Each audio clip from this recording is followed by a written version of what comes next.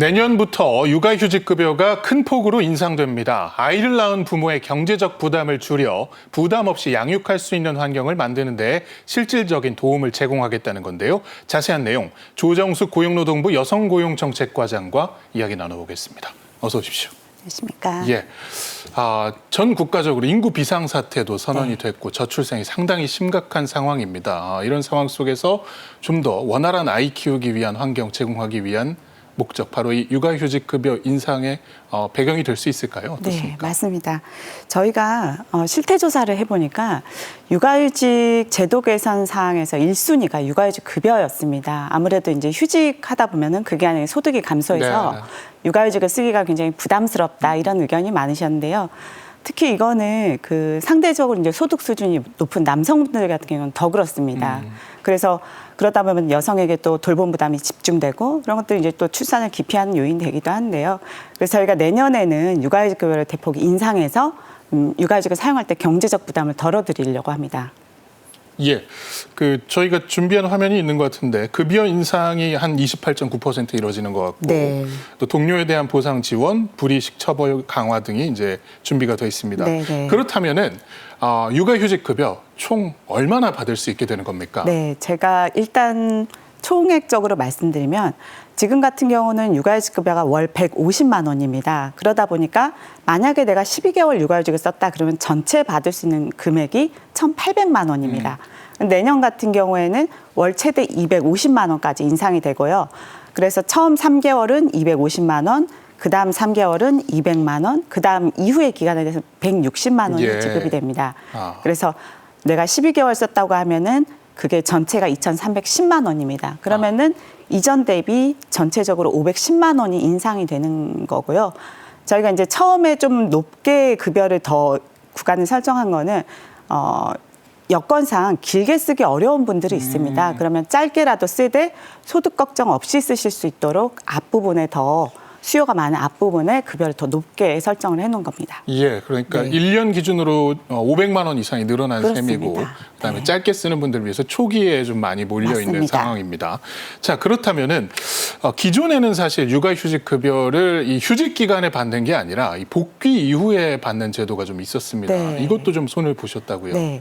기존에는 육아휴직 급여가 150만 원일 때 그중에 25%는 뜯다가 나중에 복귀한 6개월 후에 사후에 지급을 했습니다. 그러다 보니까 150만 원도 적은데 일부를 사후 지급하다 보니까 굉장히 그게 육아휴직 기간에 소득 감소가 더 컸다라는 말씀들이 있으셨습니다. 그 취지는 원래는 육아휴직 후에 기업이나 근로자들이 복귀할 수 있도록 지원하기 위한 건데 지금은 사실은 동일 직장이 아니더라도 노동시장을 많이 복귀를 하고 계십니다. 그래서 그러한 소득 감소하는 부분을 좀 덜어드리기 위해서 내년부터는 육아휴직 기간에 전액 지급을 합니다. 예. 오르는 시점이 사실 내년 1월 1일부터이기 때문에 그렇다면 이 오른 급여를 받으려면은 내년에나 육아휴직을 신청을 해야 하지 않을까 이렇게 네. 고민하는 분들 계실 것 같은데 이건 어떻습니까? 네. 내년 1월 1일부터 이제 법 시행령이 시행이 되는데요. 그래도 저희가 올해 만약에 11월에 제가 육아휴직을 시작을 했다. 그러면은 올해 11월, 12월은 기존 규정대로 150만 원을 지급을 받으십니다. 그렇지만은 내년 1월부터는 인상된 급여를 적용해서 250만 원, 200만 원, 200만 원, 200만 원 이렇게 받으실 수 있습니다. 그래서 내년에 사용하는 기간에 대해서는 인상된 급여를 적용받으실 수 있다. 이렇게 생각하시면 될 것 같습니다. 예, 사실 뭐 올해가 많이 남은 건 아니기 때문에 사실상 뭐 한두 달 정도는 아직 인상 전 휴직급여를 받게 되고 내년부터는 자연스럽게 인상이 된다는 말씀인데요. 지금 이제 육아휴직 대상 자녀 연령이 만 8세 또는 초등학교 2학년 이하 자녀입니다. 그래서 이제 아이가 아플 때라든가 아니면 취약 시기에 맞춰서 좀 휴직을 활용하는 경우가 사실 많거든요. 근데 이게 휴직 기간 때문에 단기간 활용이 좀 어려운 분들도 많습니다. 이것 때문에 짧게 휴직을 사용할 수 있는 제도도 좀 마련을 하셨다고요. 네, 저희가 이제 급여 인상뿐만 아니라 좀 제도도 탄력적으로 쓸 수 있도록 하려고 합니다.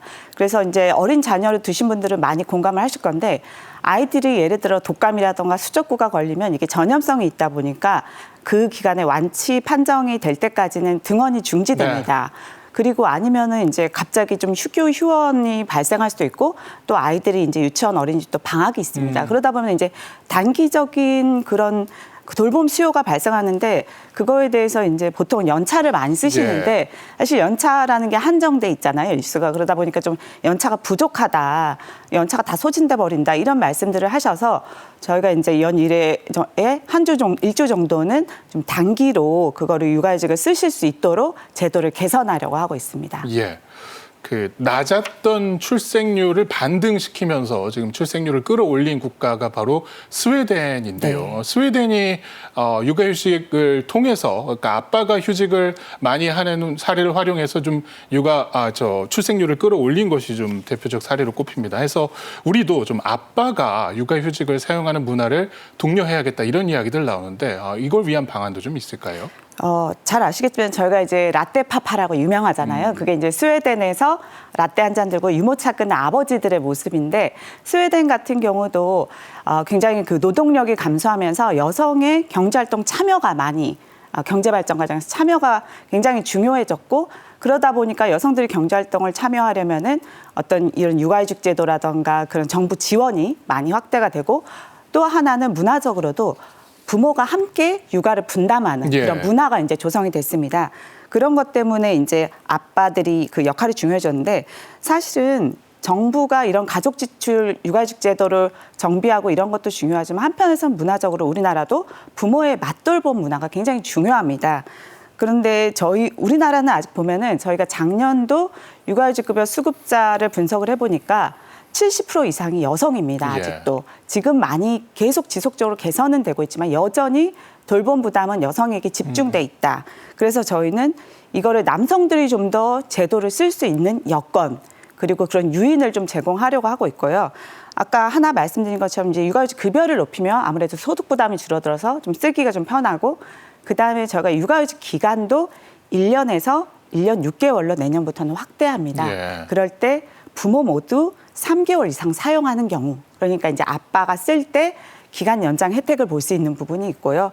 그다음에 배우자 출산 휴가도 저희가 기간을 확대해서 자녀를 출산했을 때는 아빠가 적어도 한 달 정도는 산모하고 신생아를 좀 돌볼 수 있도록 하는 제도도 마련을 하고 있습니다. 예. 저는 아이 키우는 입장에서 여러모로 이 솔깃한 제도들이 많이 나오고 있는데 사실은 이 남성이든 여성이든 휴직을 신청하려면 이 사업장에서 눈치가 많이 보입니다. 특히 이제 사업주에게 내가 휴직을 사용하겠다라고 했을 때 사업주가 좀 거절 의사를 표시하는 경우도 있고 그런데 앞으로는 이제 휴직 사용할 때 사업주 의사를 굳이 묻지 않아도 된다고요?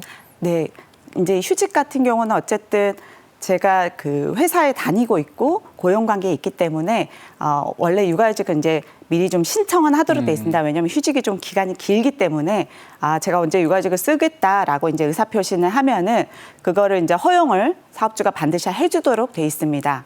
그런데 현장에서 저희가 들어보니까 이제 답변을 안 해주거나 묵묵부답이거나 아니면은 뭐 거부 의사를 밝히시는 경우도 있고 반드시 법에서 허용해주라고 돼 있음에도 불구하고 그래서 저희가 이제 그거를 서면으로 구두나 이렇게 하면 사실은 암묵적으로 답변을 안 해주면 써도 될지 안 해도 될지 그러자니 조금 어렵거든요. 그래서 그거를 이제 서면으로 허용을 해줘라라고 했고 만약에 서면으로 명시적으로 허용 의사를 밝혀주지 않고 시간이 지나가면은 그거는 허용해 준 것으로 간주하겠다. 이렇게 저희가 법령 개정을 하고 있습니다. 예, 조금 더 이제 휴직 신청하기가 좀 마음이 편안해지는 상황인 것 같은데요.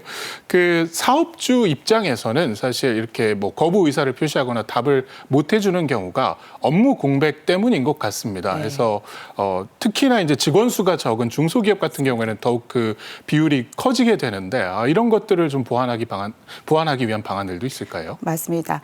저희가 이제 기업 운영하시는 분들도 많이 만나보면은 사실은 이제 저출생 문제가 워낙 심각하기 때문에 이런 것들을 허용해줘야 된다라는 거에 대한 인식은 있으십니다. 그런데 말씀하셨다시피 굉장히 이제 작은 사업장 같은 경우는 소규모 사업장들은 인력이 몇 명 안 되다 보니까 이제 그런 것들을 허용해주기가 좀 쉽지 않다. 인력 공백이라든지 또 그에 따른 인건비 부담이라든지 이런 부분들을 많이 얘기를 하셨습니다. 그래서 저희가 제도는 활성화하지만 또 한편으로는 기업의 부담은 좀 확실히 덜어드리겠다.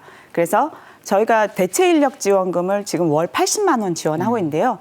내년에는 그걸 육아휴직에 대해서도 확대하고 월 120만 원까지 매월 인상을 합니다. 그리고 대체 인력을 구하기 좀 어려워하시거든요. 그래서 저희가 인재채용뱅크라고 권역별로 5개소의 그 대체 인력 지원 서비스 기관이 있습니다. 그걸 통해서 대체 인력 지원을 해드리고 지금은 지자체하고 좀 협업을 해서 기업 측에도 지원을 해드리지만 거기 대체 인력으로 채용되시는 근로자분들에 대해서도 좀 인센티브를 드리는 방안을 지자체하고 협력하고 있습니다. 예. 네.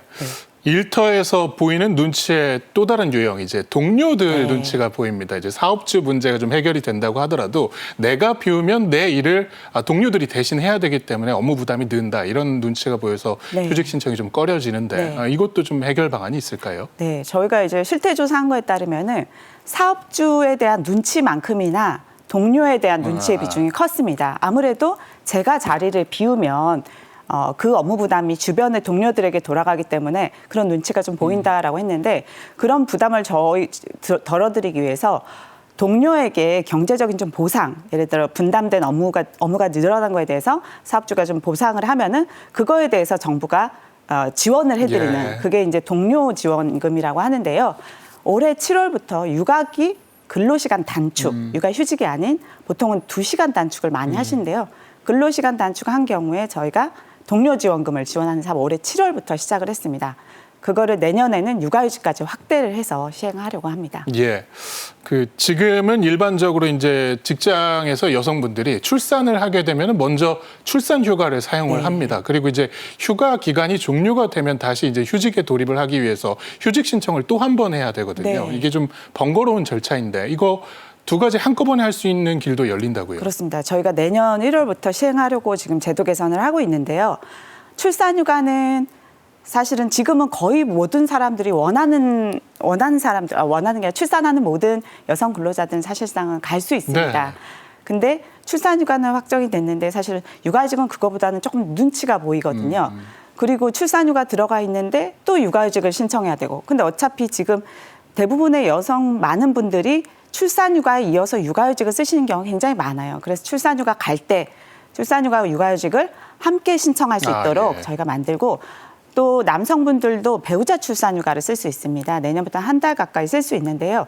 그때 내가 만약에 아내보다 내가 육아휴직 쓸 계획이 있다. 그럼 배우자 출산휴가 쓸 때 육아휴직도 같이 신청할 수 있도록 그렇게 하려고 합니다. 그러면은 사실은 근로자는 2번 신청 안 해도 되니까 좀 부담이 덜하고 저희가 이제 사업주분들 의견을 들어보니까 출산휴가 쓰고 육아휴직을 쓸지 안 쓸지 모르면 사실 3개월을 비워두거든요. 근데 이제 내가 육아휴직까지 쓰겠다라고 하면은 이분이 예를 들어 뭐 9개월, 12개월, 15개월 좀 공백이 있겠구나라고 하면은 그 기간 동안 오히려 대체 인력을 채용할 수 있다. 인력 운영이 좀 용이하다라는 의견도 있으셨습니다. 예. 네. 저출생 극복은 이제 뭐 범국가적 과제가 됐고요. 이제 고용노동부도 일가정 양립을 위해서 계속 애쓰고 계십니다. 앞으로 좀 하시고 싶은 일들 어떤 게 있을까요? 저희가 이 대책을 만들면서 굉장히 현장 의견을 많이 들었습니다. 그래서 현장에서 이번 대책이 굉장히 좀 현장 의견을 많이 반영했다라고 하셨고 저희가 그 대책에 따라서 얼마 전에 9월 26일에 육아지원 3법이라고 해서요. 이 대책의 내용들을 담고 있는 법들이 국회 본회의를 통과했습니다. 그래서 저희가 최대한 그 하위 법령을 빨리 개정해서 내년 2월 중에는 시행될 수 있도록 하고 있고요. 저희가 시행령 개정만으로 할 수 있는 거 그런 것들 이제 육아휴직 급여 인상이라던가 아까 말씀드린 대체 인력 지원금 인상이라든가 이런 것들은 저희가 이제 하위 법령 개정만 할 수 있어서 그건 내년 1월 시행을 목표로 지금 굉장히 이제 준비를 차근차근 해나가고 있습니다. 최대한 빨리 준비해서 시행하려고 하고요. 내년 예산도 지금 1.7조 원에서 4.4조 원으로 굉장히 2.7조 원에서 4.4조 원으로 대폭 늘어났습니다.